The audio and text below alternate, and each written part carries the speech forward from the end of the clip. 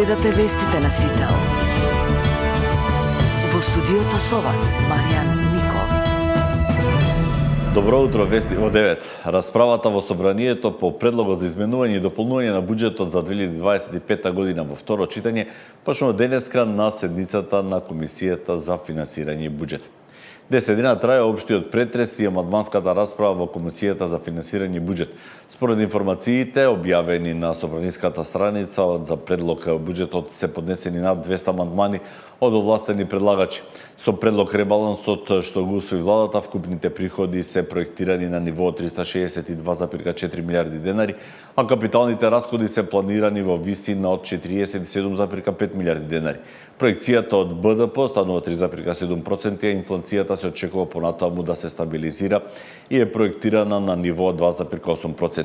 Буџетскиот дефицит останува непроменет и во апсолутен износ и како процент од БДП, односно 41,3 милиарди денари или 4% од БДП.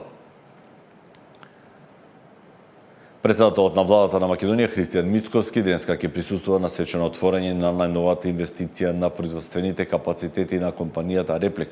Отворањето на новиот производствен капацитет е дел од одбележувањето на 80 годишнината на компанијата.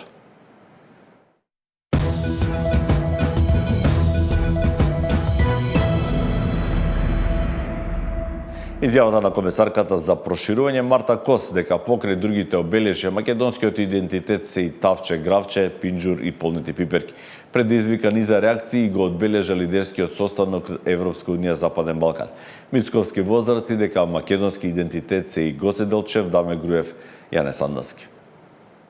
Членството во Европската унија е најголемата гаранција за македонските интеграции, но уставните измени мора да се спроведат, порача еврокомесарката за проширување на Европската унија Марта Кос од самитот ЕУ Западен Балкан кој се одржа во Скопје.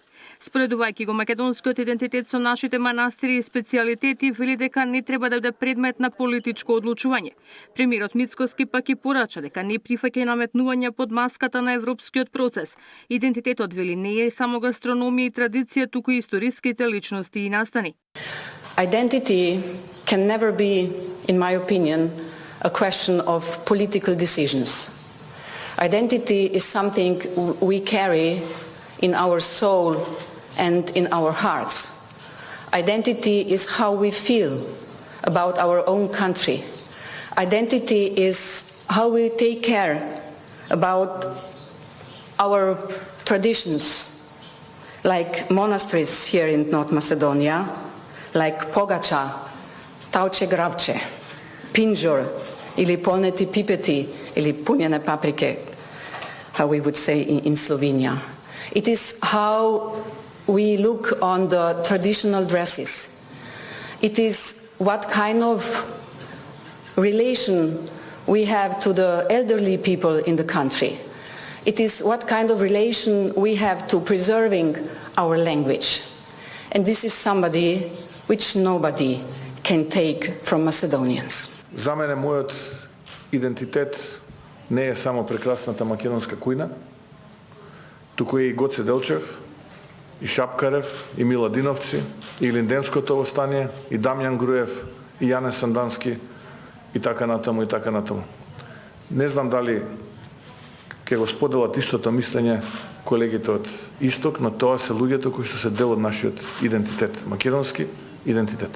Обврските за спроведување на уставните измени и неопходните реформи Космо ги принела и на опозицијскиот лидер Филипче, со кого се сретна на маргините на самитот. Филипче пак повика на национално обединување за европските интеграции. Побарав поддршка од еврокомесарката и од неа лично и од сите европски институции да се откочи нашиот евроинтегративен пат и сакам да порачам дека ова не е време ниту за калкулации, ниту за тесно и ситно партиски интереси. Ова е време во кое што секоја една партија треба да даде се од себе, да продолжиме по патот на евроинтеграција, да се отворат поглавијата, повикувам да седнеме заедно, да точно дефинираме кој е начинот на кој што сите политички чинители ќе се работуваат со цел да земјата тргне напред. Следниот лидерски состанок е договорен за наесен, а домаќин ќе биде Албанија. Ивана Соколовиќ, Најдова, Сител телевизија. Фокус на состанокот на лидерите на земјите од Западен Балкан и Европската унија е планот за раст на овие држави. Проширувањето на Европската Унија не треба да се гледа како милостина, туку како инвестиција и чекор кон мир, безбедност и економска стабилност, како за регионот, така и за Европа, порача шефот на македонската дипломатија. Муцунски го оцени планот за раст како алатка каде реформата значи награда и механизам преку кој граѓаните ќе видат дека доброто владење навистина функционира. We do not see the reform agenda as a replacement for accession negotiations, because the reform agenda cannot replace accession negotiations. But on the other hand, we do see it as a tool by which the European Union and its member states, as I said in my opening statements, can assess whether or not the government, its people, its nation, its civil society, academia, all walks of life, are invested in the EU path. Со секоја спроведена реформа од планот за раст, ние од денес завршуваме обврска која ќе треба да ја исполниме откако ќе бидат отворени преговорите, кажа министерот за европски прашања во гостување во тема на денот на Сител.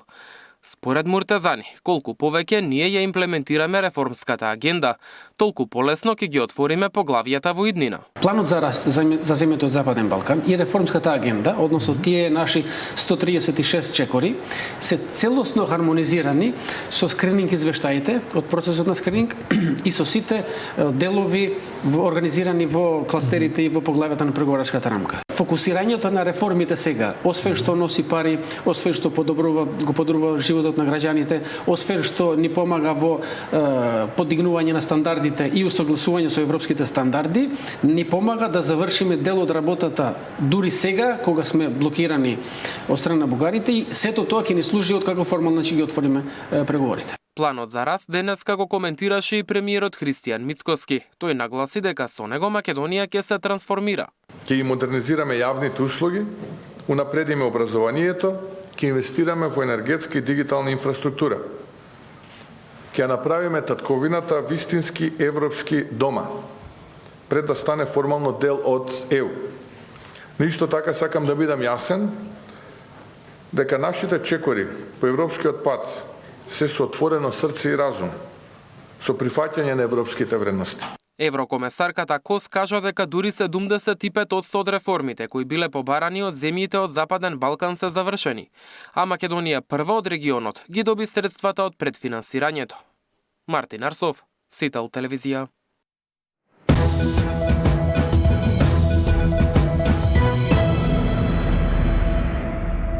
Во продолжение следуваат и вестите од светот.